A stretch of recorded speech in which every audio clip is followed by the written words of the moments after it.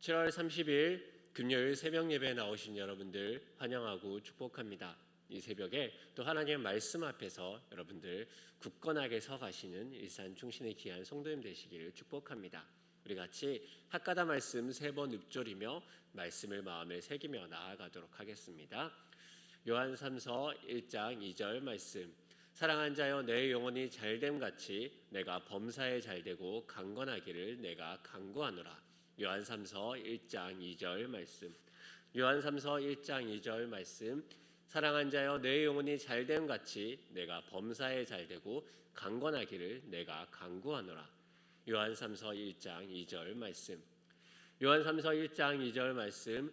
사랑한 자여 내 영혼이 잘됨 같이 내가 범사에 잘되고 강건하기를 내가 간구하노라. 요한삼서 1장 2절 말씀. 아멘. 이 학가다 말씀처럼 여러분의 영혼 가운데 하나님의 강건함이 있기를 축복합니다. 오늘 하나님께서 우리에게 주시는 말씀은 이사야 51장 9절에서 16절까지의 말씀입니다. 하나님의 말씀 제가 봉독하도록 하겠습니다. 여호와의 팔이여 깨소서 깨소서 능력을 베푸소서. 옛날 옛시대에 깨신 것 같이 하소서. 라합을 점이시고 용을 찌르시니가 어찌 주가 아니시며 바다를 넓고 깊은 물을 말리시고 바다 깊은 곳에 길을 내어 구속받은 자들을 건너게 하시니가 어찌 주가 아니시니까. 여호와께 구속받은 자들이 돌아와 노래하며 시온으로 돌아오니 영원한 기쁨이 그들의 머리 위에 있고 슬픔과 탄식이 달아나리이다. 이르시되 너희를 위로하는 자는 나 곧 나이니라. 너는 어떠한 자에게 죽을 사람을 두려워하며 풀같이 될 사람의 아들을 두려워하느냐. 하늘을 펴고 땅에 기초를 정하고 너를 지은 자 여호와를 어찌하여 잊어버렸느냐. 너를 멸하려고 준비하는 저 학대자의 분노를 어찌하여 항상 종일 두려워하느냐. 학대자의 분노가 어디 있느냐. 결박된 포로가 속히 놓일 것이니 죽지도 아니할 것이요 구덩이로 내려가지도 아니할 것이며 그의 양식이 부족하지도 아니하리라. 나는 내 하나님 여호와라. 바다를 휘저어서 그 물결을 뒤흔들게 하는 자이니 그의 이름은 만군의 여호와니라.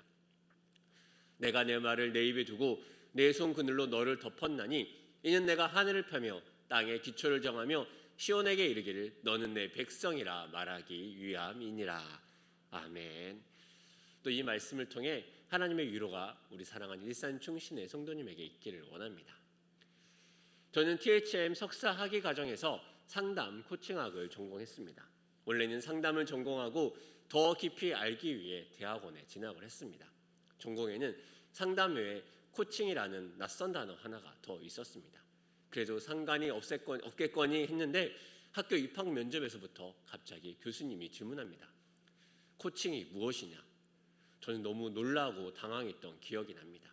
그리고 수업에 들어가 코칭에 대한 공부를 시작합니다. 그런데 코칭을 공부하며 제 마음에 계속되는 불편함이 있었습니다.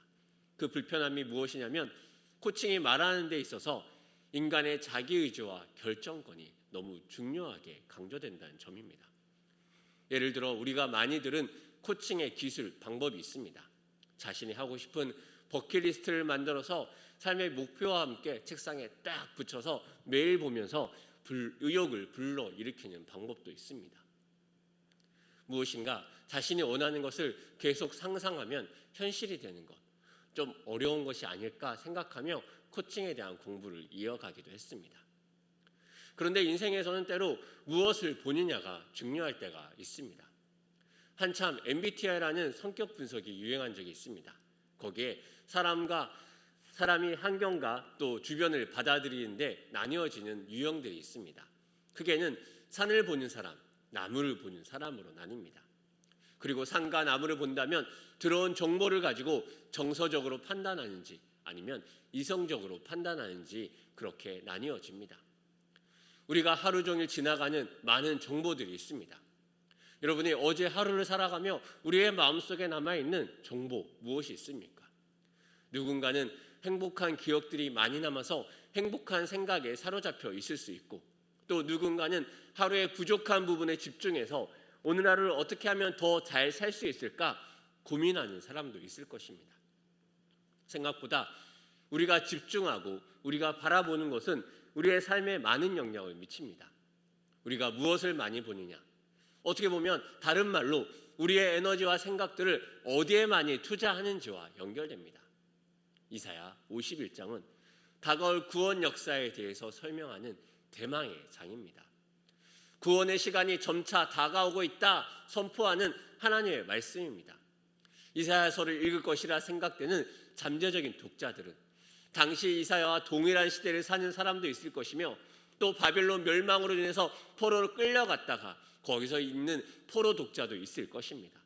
또 그 이후에 우리와 같은 독자도 있을 것입니다. 오늘의 이 51장은 바벨론 멸망으로 끌려간 포로들이 주된 독자로 생각하며 쓰여진 내용입니다. 그런데 바벨론 포로로 끌려갔다고 해서 모두가 다 똑같은 상황은 아닙니다. 누군가는 무너진 이스라엘에 남겨진 자가 있을 것입니다. 또 누군가는 피하기 위해 애굽으로 피신하여 망명한 사람도 있을 것입니다.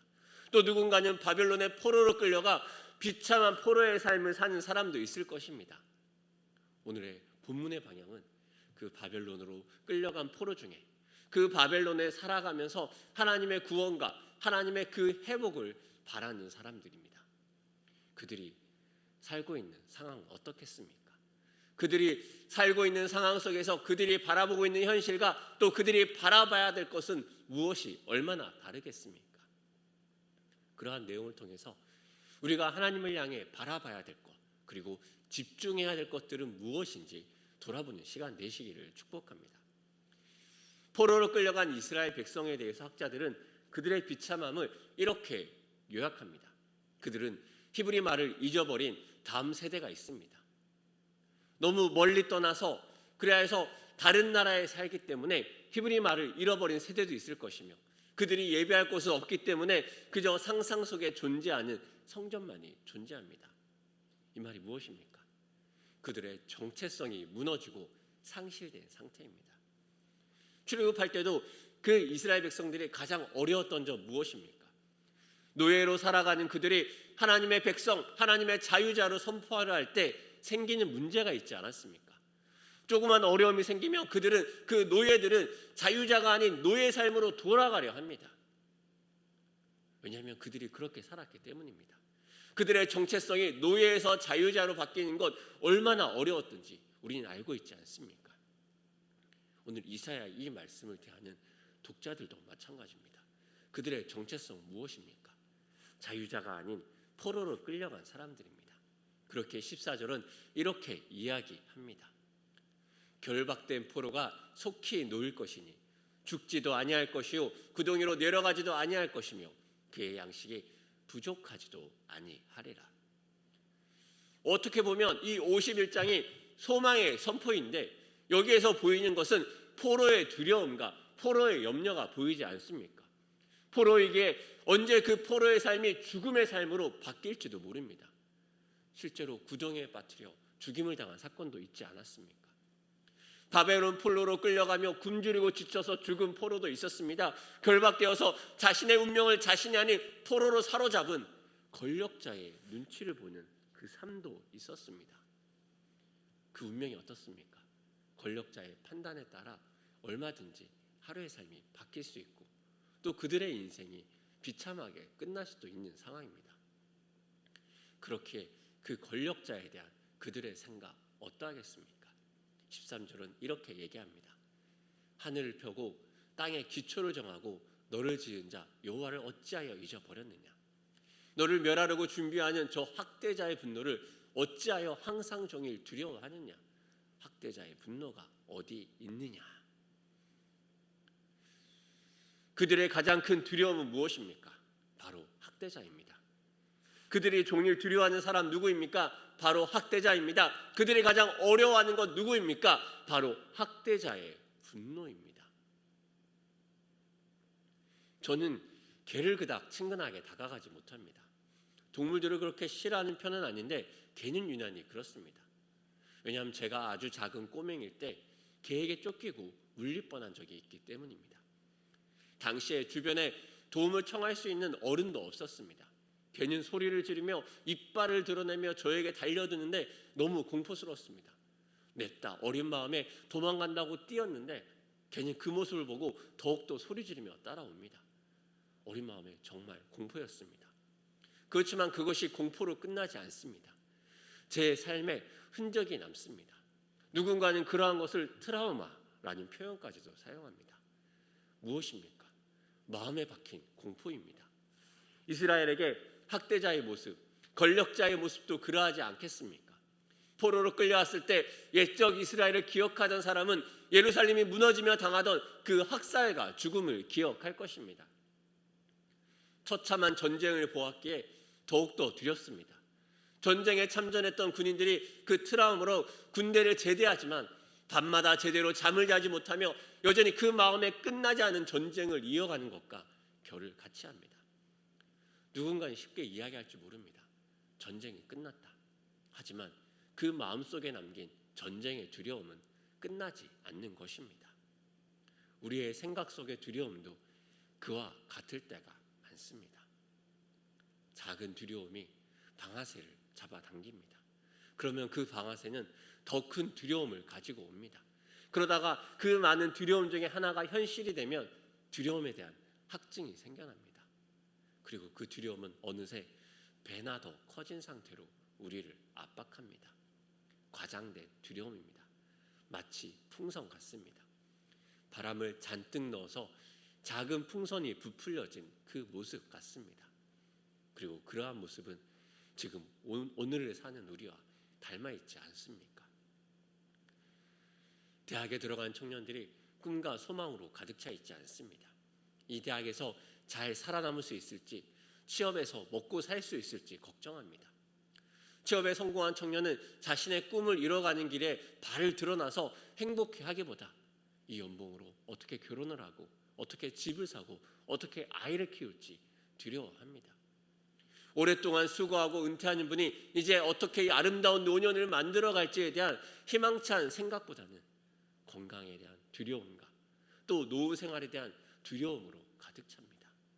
두려움과 불안이 현실에서 다른 것들을 붙들어냅니다.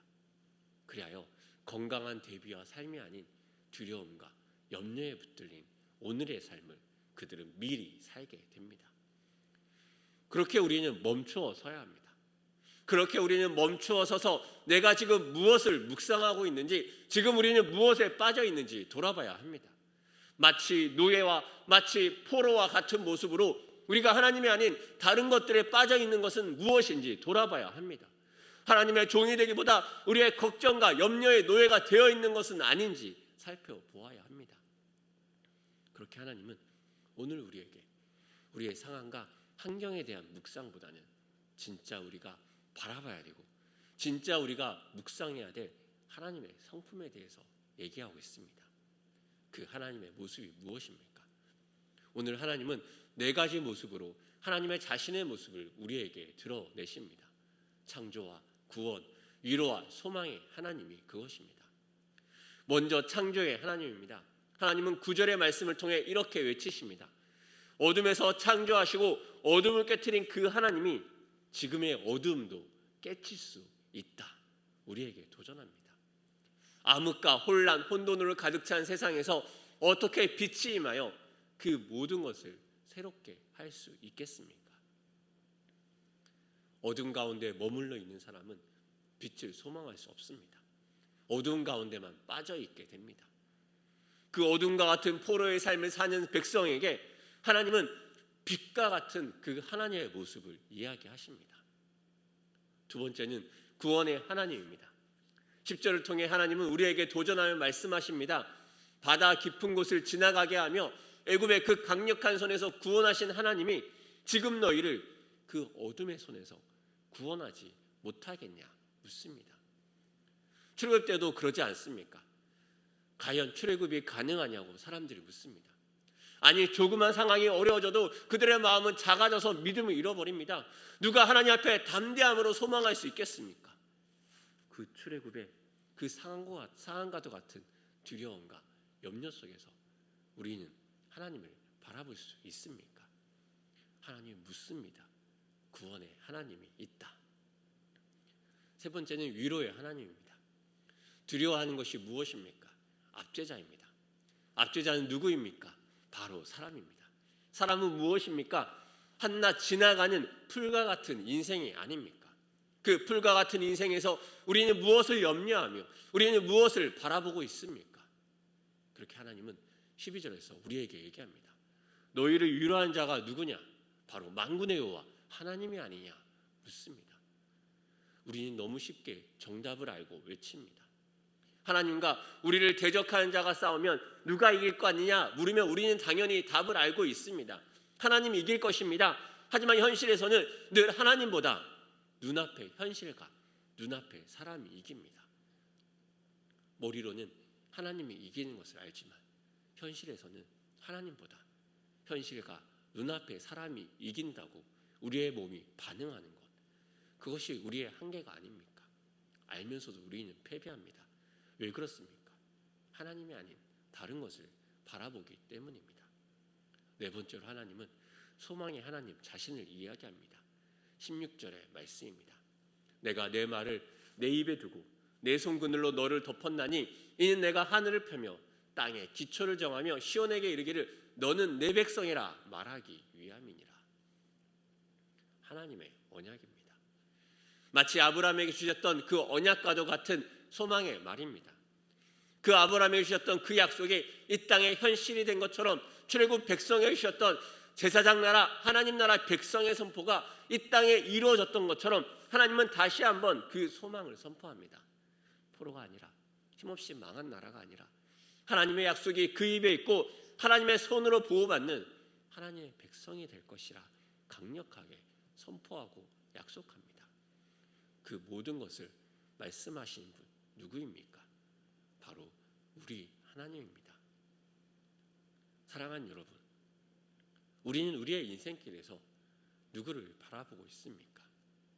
알고 있지 않습니까?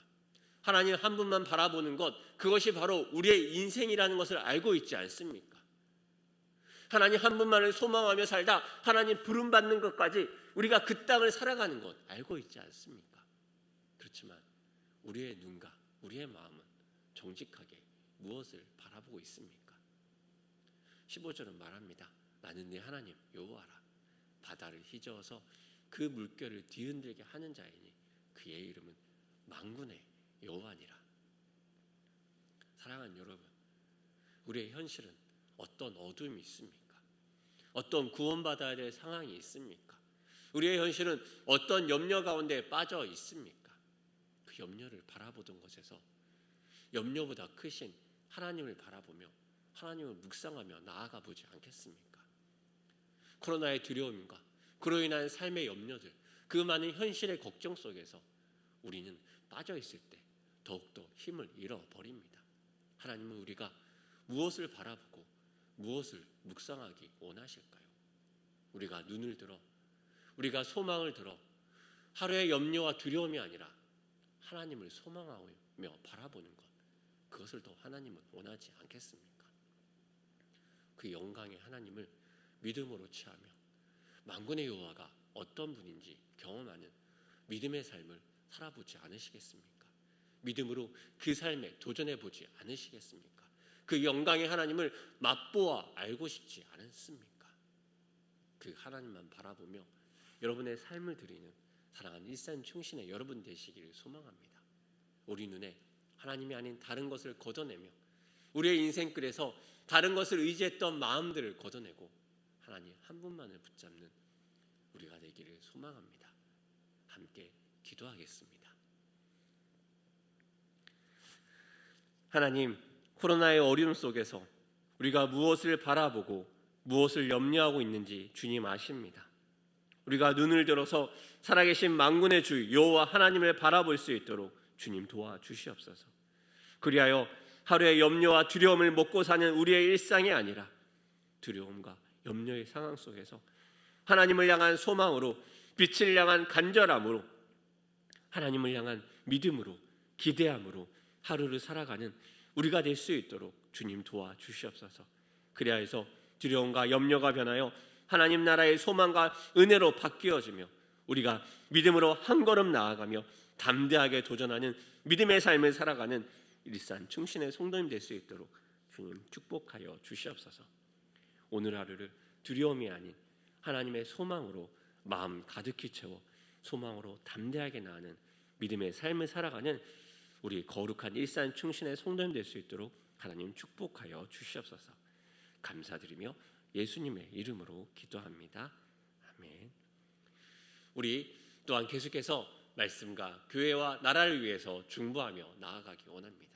주신 말씀으로 개인을 위해 한 번 더 기도할 때는 오늘 우리의 삶에 있는 어려움과 염려의 상황 속에서 우리가 아닌 하나님을 향해 집중하며 하나님의 영광과 하나님의 소망이 우리의 마음에 가득 차는 우리의 귀한 하루의 삶이 될 수 있도록 주신 말씀을 가지고 개인을 위해 더 기도하기 원합니다.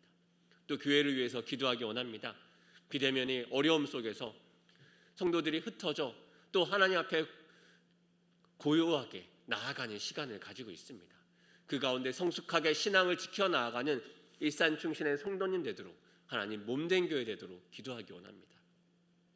또 우리의 자녀들을 위해 기도하기 원합니다. 우리의 다음 세대들 더 신앙을 붙들고 하나님을 경험하기 어려운 그들의 마음 가운데 하나님께서 찾아가셔서 우리의 다음 세대를 만나주시고 붙들어 주시도록, 또 오늘 있을 한밤의 기도회 가운데 이 비대면으로 전환됐다고 해서 예배의 열정이 멈춰지지 않도록 오히려 더 뜨거운 예배와 더 뜨거운 열정으로 나아가는 한밤의 기도의 시간이 되도록 기도하기 원합니다. 나라와 열방을 위해 기도하기 원합니다. 코로나19의 확산세가 점점 더 무서워집니다. 이 어려움 속에 이 나라 이 민족을 긍휼히 여기고 코로나19의 확산이 멈추어질 수 있도록 하나님 우리의 멈춰진 일상이 회복될 수 있도록 도와달라고 기도하기 원합니다. 또 멀리 열방에서 선교사님들의 그 어려움이 있습니다. 그 속에서 하나님께서 붙들어 주셔서 그들의 사역과 그들의 헌신과 그들의 열정이 열매 맺기까지 주님 쉬지 말아 주시도록 선교사님들을 위해서 기도하기 원합니다. 우리 주신 말씀을 가지고 개인과 또 교회와 나라와 민족을 위해서 함께 중보하며 또 개인의 더 깊은 기도를 향하여 나아가도록 하겠습니다. 함께 기도하겠습니다.